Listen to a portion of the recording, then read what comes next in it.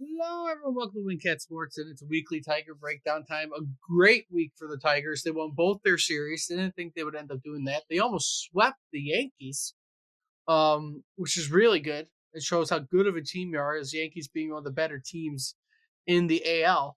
You almost came back in the ninth of the last game of that series to sweep them, but you just fell just short. But you played very well in all your games. I think probably their worst game was their last game of the week against the Twins. But again, you're not going to win every game. You're going to have a bad game here and there. It's a very long season, but it was a great week overall. Right. I mean, and that last game, it looked like the twin pitchers were just, man, that ball was moving. I was watching. They were all doing. The announcers were all saying that that's probably the best that they've pitched that they've seen in a while. They had a lot of good stuff on that in that last game. Torque again, still on fire. Riley Green's struggling.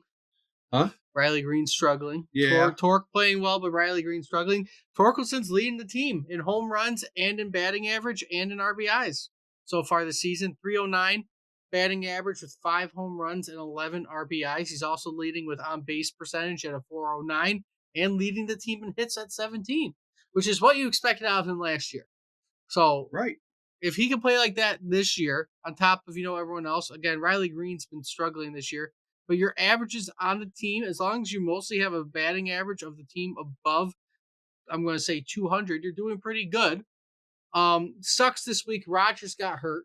He tweaked his oblique, so he's out. So you're dealing with Dylan Dingler, who actually has not been batting terribly. Once I can find him on here and give accurate stats, he's second on the team in batting average overall for the year, with a 343. He's batting fantastic. He's the dingler. He hasn't met the criteria to lead the team. Torres actually. It wouldn't take much to unseat Rogers.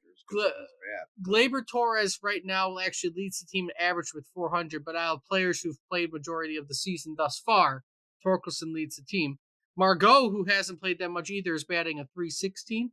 But most of your team is above 200. The only players who aren't above a 200 batting average is Cole Keith, who has been struggling, Andy Ibanez, who hasn't been getting all the reps that he usually would get at like second base or shortstop or third base, right? You have Baez, who's actually somewhat come out of a resurgence in batting to begin the year, batting at 286. Kreidler, who the second Matt Vierling comes off of the disabled list, will be going down. You will not have Kreidler on the team very long. I don't think. After he's batting a 111. Even if Parker Meadows comes back, he can't do much worse at the plate. No, you can't. You can't do much worse. So, once Vierling is off the DL, Kreidler will go down. Vierling will probably play some center field until Meadows is better. And then you got questions all over the place on the diamond, because who do you want to play, who do you not, when, your team is playing pretty well. Right. So it's going to come how well Vierling is playing. Justin Job is dominating in his first win. Jackson? 6 shutout innings. Yeah, Jackson Job, whatever. Jackson Job. Job has not done bad at all. No, I like him. I know you don't like him. I don't think he'll stay on the roster because he's been shaky.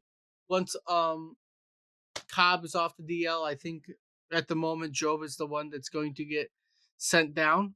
Not Mize. Unless there's a bullpen piece who's struggling enough to put Mize in the bullpen or Job in the bullpen. Mize has been playing, I think, a lot better than Job. And those are your two that you're kind of looking at who might get sent down, who might not. Unless like Reese Olson starts to struggle a lot. But I don't think that's what's going to happen. But your pitching has also done fantastic to start out the year. And that's why you have a lot of confidence in them. This week it's going to be I'm not going to say challenging week, but an eye-opening week. You're facing 500 teams this week. You have a 3-game set against the Brewers, which starts tonight. It's probably going to get uploaded around the same time the game starts. And they're 8-8 right now. And then you have a 4-game set against the Royals, who are also 8-8 at the moment. So 2 500 teams. Again, you keep on playing how you're playing.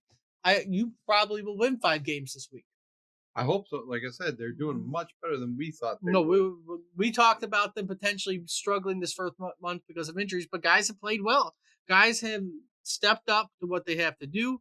Again, you have Torkelson, who again we weren't really relying on to start the year, has shown up to play very well. Your power hitting, you got 5 out of Torkelson home run wise, 4 out of Carpenter, 3 out of Green, and then after that you got 2 out of Dingler, and then it's 1 from whoever else has hit a home run this year. Um, and again, it's kind of just right who's going to be the guy. Right now, Colt Keith might be the odd man out when it comes to the infield. He's got to pick it up. He's got to pick it up. With Gleyber We're Torres relying on him. He's one of the guys we're relying on. with Gleyber Torres coming back off the DL, it's kind of a question of where he's going to sit because again, Baez has been batting a lot better than Colt Keith.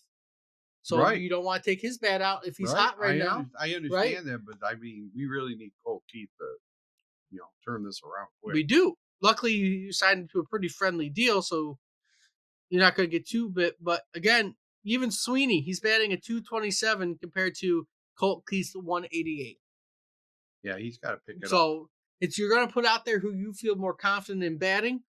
Right now, I'm more confident in Baez, which is a weird thing to say because we all thought he would still struggle. But I guess that hip surgery and new batting stance has done him wonders to kind of help him this year with his batting. And he's willing to play multiple positions. He's been playing third base so far this year. Hasn't been playing short as much. And, right now, Torkelson's batting hot, so you won't put Colt Keith at first base. You have some pretty weird lineups potentially going in, trying to figure out where you want to fit everybody. But this week, again, it's going to be a test of our team. How good are they? You're facing 500 teams. You can get yourself a nice lead. After 2 weeks of play, we are currently winning the AL Central by a game. Right now, Cleveland is 8-7, while we're 9-6. So we're up by a game and a half on the Royals. The Twins currently are 5-11, 4.5 games back, and the lowly White Sox are 4-11 on the season. Yes. Right now, basically, we're looking at if you go off the first 2 weeks of the season, I'm saying it's us in Cleveland, with KC kind of being a possibility, with Minnesota and Chicago struggling. But it's early on. It's early on. Right, and our early predictions did not see them in first place at the end of the month.